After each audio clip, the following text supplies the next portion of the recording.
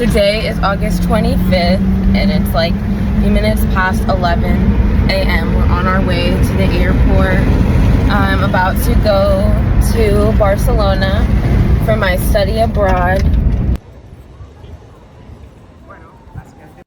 Hi, my name is Ruth, and I am a senior studying political science at the University of Pennsylvania. Almost a year ago, I left to study abroad for a semester in Barcelona, and I had a very transformative experience. In this video, I want to share the breakdown of my academics there and how the system works. So if you are getting ready to study abroad in Barcelona or any other university in Spain, you can feel a bit more prepared. Now, before getting into the details of the classes I took and my advice, I want to first talk about my program, which is Casa Barcelona, which stands for Consortium for Advanced Studies Abroad. And it is a partnership of universities in the US, and you have to apply through your school. Or if your school is not a member, then through Brown. So I participated in this program with students from not just Penn, but Brown, Northwestern, Yale, Cornell, and similar. So this program was also an immersion program, which meant that all our classes had to be in Spanish, which is actually a reason why I wanted to apply, because I really wanted to improve my Spanish fluency. And there was also a cultural aspect to it. We had different excursions, activities in the city, and weekend trips in nearby cities. So that is the gist of my program. We had 2 weeks of orientation, and that included a pro seminar, which had modules of introductory Catalan, academic Spanish, and the history and culture of Catalonia and Spain. So now having that established, now I'm going to get into what it was like to register for classes. And honestly, this was a pretty stressful part for people because of the way it was organized. So I have my notes here to make sure I don't miss anything. Before you even get classes, you first have to declare a faculty, which is basically their version of your major. So mine was the Faculty of Law, and you have to take at least one class in this faculty. And you have to go in person to turn in a piece of paper requesting your classes. And then they, on your behalf, ask those, if you are asking for a class that is not a part of your home school, they have to reach out to those faculties and ask them if there are spots for you. And that is where things kind of got complicated, because the locals already had registered for classes and we were just scrambling for leftovers. And there was also the possibility that even after you sign up for a class or request a class through your faculty, before it gets processed, a local student can just sign up and there's not a spot for you anymore. So that's kind of what made it stressful for a lot of people. So that's why CASA recommended for us to have backups. And I wish I had backups of my backups because it was a lot. Also, there's another factor, which was that a lot of the classes were in Catalan. And because we were required to take classes in Spanish, that also reduced our options. So that's something to keep in mind and just prepare for. And if you are going to UB, I recommend using the Chronos application, which I'll link. And it basically shows you in real time what spots are still available. So now let's get into how some notes and things to just keep in mind when it comes to their grading style. So they grade out of a scale of 10, and 5 is passing. And I noticed that they have a much higher emphasis on tests than we do here in the US, and participation hardly matters at all, which is a big difference because at my university, participation can take 20%, 25%, even 40% of your grade. So it's a really big difference.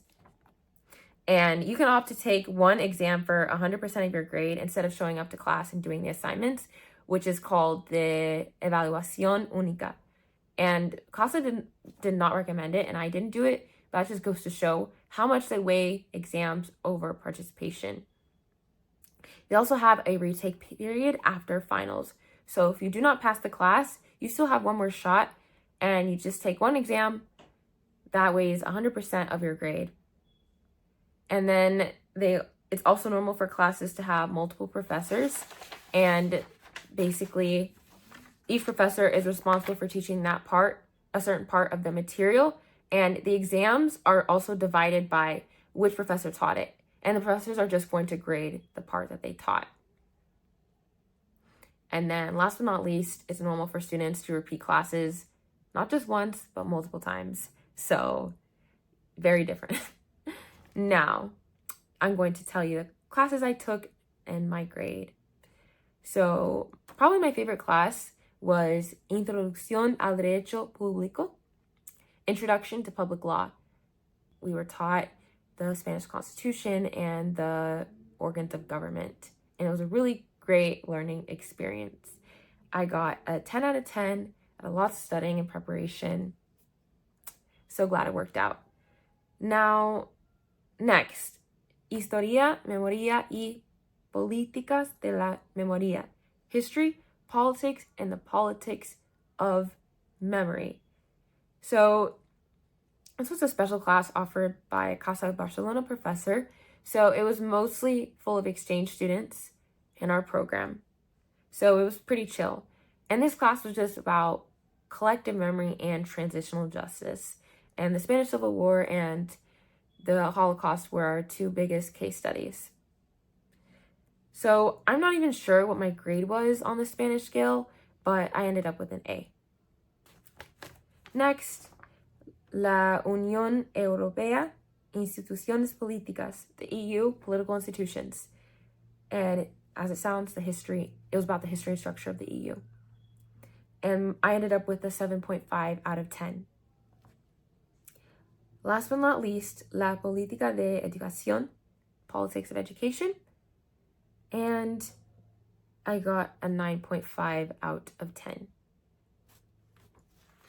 Now I'm gonna go into my advice. And pretty much all of it has to do with communication.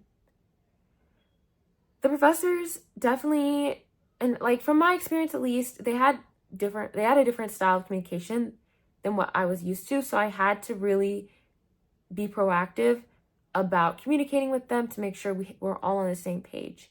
And Casa recommended for us to, on the first day, go up to them, tell them you're an exchange student so they know you can establish a relationship with them, and just make sure that you understand the expectations and structure of the class.